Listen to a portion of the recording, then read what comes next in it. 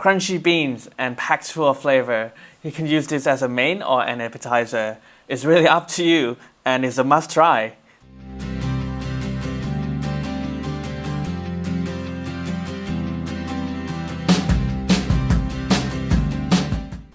Sawadee krab, and welcome back for another video with Cook Thai with Moo Moo. In this video, I will be cooking the dish that I really like as a kid and also as a grown-up. It is called wing bean salad or yam tua phu.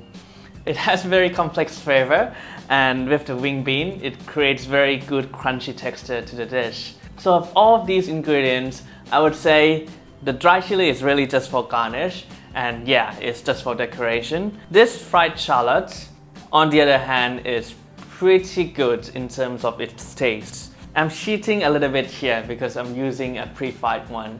You can find it in most Asian supermarkets, I think. I know I'm cheating, but I think frying it yourself is a lot of hassle. For us home cooker, I think it's best to make things easier. Okay, let's just go and prepare it. I first start with the non-meat ingredients.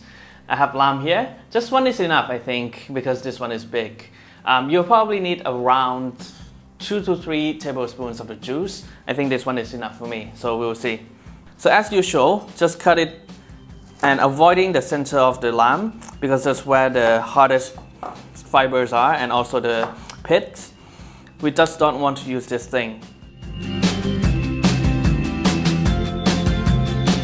Alright, here's the star of the show, wing beans. You probably can guess from the looks of it why it is called wing bean, because it has all of these flaps that looks kind of like wings. This, unfortunately, is only native to Southeast Asia and some Latin America. If you really cannot find it, I read online that you can also use long green bean as well, but I have never tried. So you would need to wash it because you might see some of these blackish parts already. Just wash it and try to remove all the black parts. You can just do it in a sink and running water. It's much easier that way. Okay, after you wash it, you want to cut both ends out because that's where we won't be eating it. Align them together and just cut out both ends. When you're done with that, just cut them into pieces of about 1 centimeter or 1/3 of an inch. You can just buy minced pork from the butcher, but since I already have my whole meat here, I'll just do it myself. And I like it better too because it gives more texture.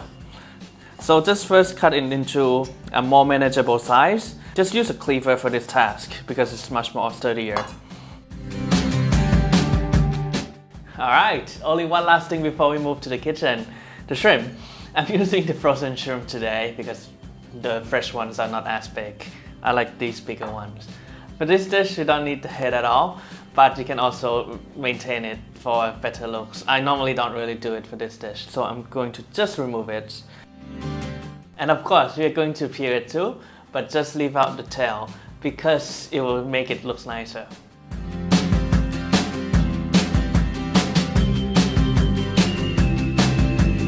And as usual for the shrimp, I'll just cut the back of the shrimp so that it looks nicer when it's cooked.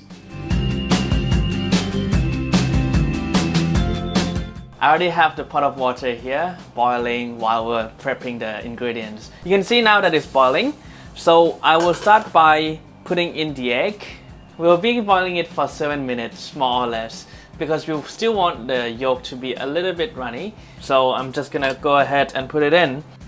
I'll wait for the water to start boiling again. I think it is now actually. And I will put in the shrimp too to save some time. So I'm just going to put them in now.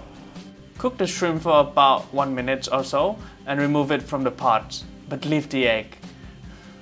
Alright, so while we're waiting for the egg to be cooked, we'll start cooking the sauce first. For the sauce, use 1 tablespoon of fish sauce, 2 tablespoons of whole milk. You can also switch to coconut milk too. 3/4 tablespoon of chili paste. Don't forget to break it too.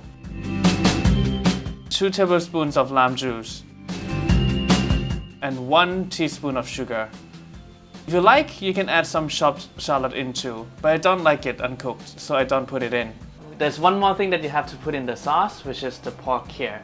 But we will just wait for the egg and also the wing bean to be cooked first. Scoop out the egg and put it in water bath immediately. It will make the egg yolk the way we need it. After that is done, I'm going to put in the wing bean into the pot to cook.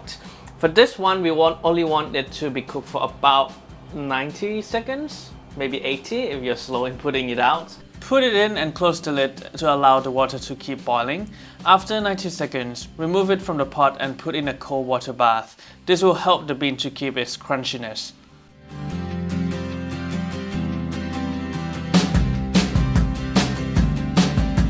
So now we're done with the wing bean. We'll just pour out all of the water from the pot. And I'll just leave only tiny bits, maybe 3 to 4 tablespoons of water in, and we'll just cook the pork. Break up the pork by stirring it. The water will help cook the pork while not making it too dry. It will also keep the pork flavor that we can add to the sauce later too.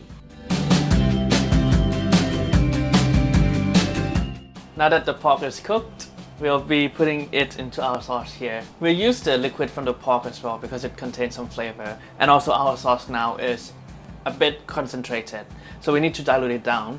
But I'll probably use only 2 to 3 tablespoons. Okay, the sauce is all done. And we'll just drain the wing bean from the water and we're just plating it up. So let's go. Just a trick to peel boiled egg. First crack it all over, then make an entry point at the top or the bottom of the egg. Then slide in a spoon under the shell and push the shell out. It should come off easily. Mix the drained wing bean with the sauce. Put it in a plate. Top it up with fried shallot. Decorate it with a bit of dry chilies and put the egg and shrimp on. Just like that, and we are ready to eat.